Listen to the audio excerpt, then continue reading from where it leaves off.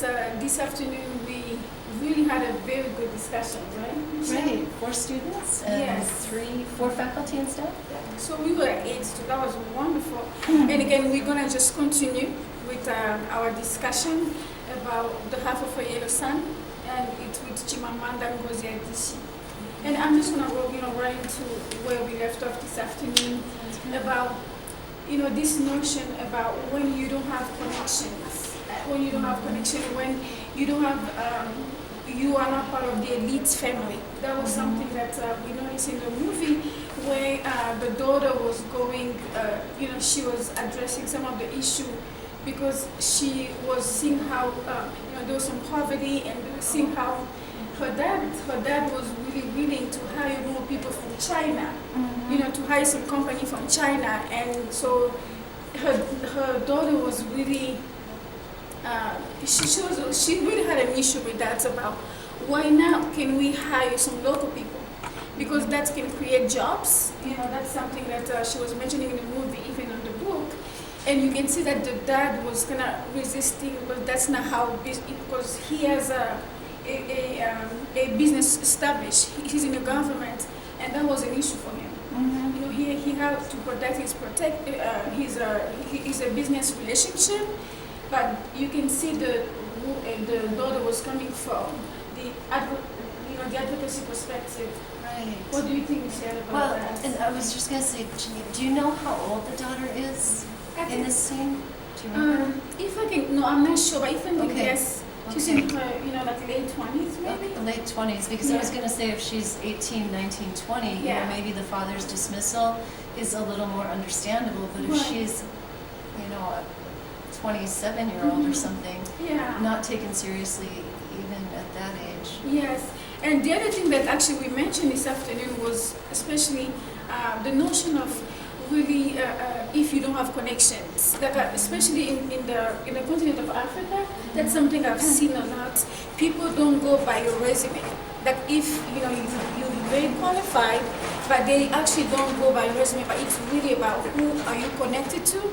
And in the book, you can see that, and even a few of the members this afternoon, they were sharing how it's really about who you know, and how, the daughter, she was talking about how can we hire the local people, but because they didn't have any connection, those local folks. So to the, to the dad was kind of like, well, I don't think we will do that. That was really uncomfortable for him because, those people that she was mentioning, they don't have no connection, they don't have the business, mindset.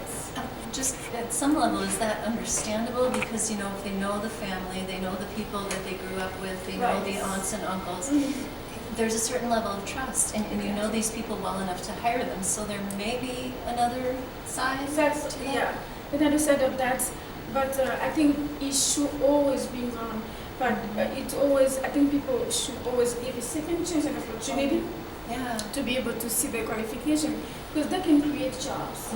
But you can see that she was coming in with the advocacy mindset. But her dad was just about the business, he was in politics, he had to really protect his business. So you can see that was something that we did cover, this afternoon, and different people, they were giving, different perspective about how they view, from what we were sharing here.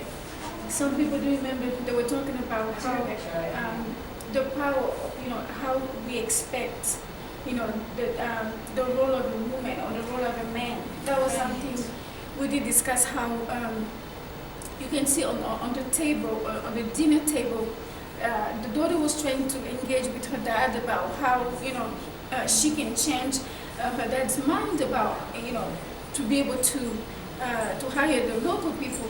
But the mother was quiet. She didn't say much. And I think, that's something we did discuss about how the role as a mother. She was trying just to be there, she was really an observer. Right, and one of the things that got me so interested about the conversation we started at noon was that issue of fathers and daughters and mothers, and in some cases mothers actually being more, daughters will fight more. Yes, and exactly. the mothers may hold daughters. Is Yeah. that fair? Mhm, And yeah. dads may be a little more liberal, a little more willing to listen to daughters. Understanding. Yeah. Yeah. Yeah. Not in the case of the No. Chinese workers. No, definitely not. And that was one of our members, from the book club. She mentioned also that's a very similar situation in Pakistan. That was something that she was saying. Well, my dad, I'm the woman who I am today because of my dad. And she was kind of like, sharing. That was very interesting Right. to see that perspective about, how she sees, the dynamic, her relationship with her dad. It's different from her relationship with her mom. That was kind of, I don't know if you did pick up on that. Well, and you know what I was thinking, I didn't say it because I didn't want to kind of derail the conversation we were having Yeah. about the book, Mhm. but as you're kind of reminding me, I Right. started to think when she was talking about the American movement to get women to vote Yes. and to get slavery Mhm. taken away. Right. And the women who were most powerful in those movements were often women who had strong fathers who insisted on their education and insisted that they learn to read, Yes. not just English, but maybe Latin, maybe French. Yeah. So it was the powerful dad Mhm. opening a road for his Exactly. daughter, which is not And what to I being often think about. supportive, and being very, very Yeah. supportive about. Because I think that's, the role. It was very interesting how the society, Mhm. just actually we assume that, that the role. And the other thing we did cover this afternoon was because in the movie you can see the young boy was in the kitchen, and that was something that you don't see every day as a young man, and that you can see how the mom, the mother was kind of uncomfortable a little bit, and she was saying that you're not supposed to be in the kitchen, go to school, go to school. You're supposed to be in school. But that was kind of like, well, who really dictated that? That was kind of interesting to see how that's not the society don't expect a young boy to be in the kitchen. Right. So that was kind of interesting. Yeah. You can see how the mother, she just assumed that this is not your place. I'm definitely in school. School, go.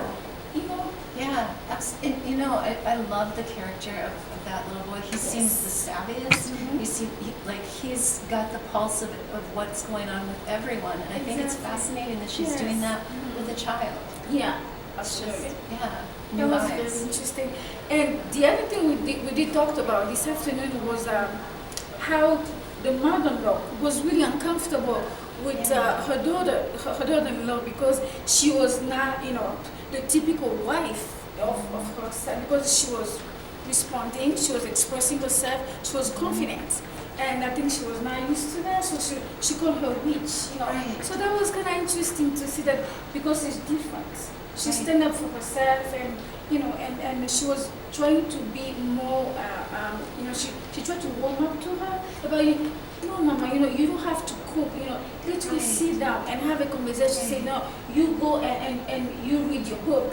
Right. So that was kind of very interesting to see how, Right. because Comes she in. actually went and studied abroad, overseas, and she came back. So for the mother-in-law, that was an issue. Right. It looks like she was not perfect for her Right. son. Right, and so she used that term witch, and then the son said later when he was trying to explain to his partner, I can't remember exactly how he phrased it, Mhm. but just she isn't aware of people like this, so to her they Mhm. have to be a witch. That's why that Yes. term comes Mhm. into play. But the way she came into that kitchen was so Yeah. powerful, Yes. tossing the little boy out, Out, tossing the potential daughter-in-law yeah. out, Mhm. and saying, I'm going to make soup, wasn't Yeah, it, yeah, for soup. my son. Yeah. And nobody liked the smell, I guess, except her. But the other interesting to me, when she said that, I kind of see that how she affirmed, a strong mom. But she's Right. coming in, almost like she's coming to, to take over, because she sees how, her son, he hasn't really been taken care of. I mean, in her Right. mind as a mother. So she's playing, she's been she's a protective mom, and she's just trying to be there for her son, even though he was like 35, or I don't know, he's old, he's a grown man. But to her, in her mind as a mother, she needs to continue, with that role as a mother. So that's why she came in with her own food, all her products.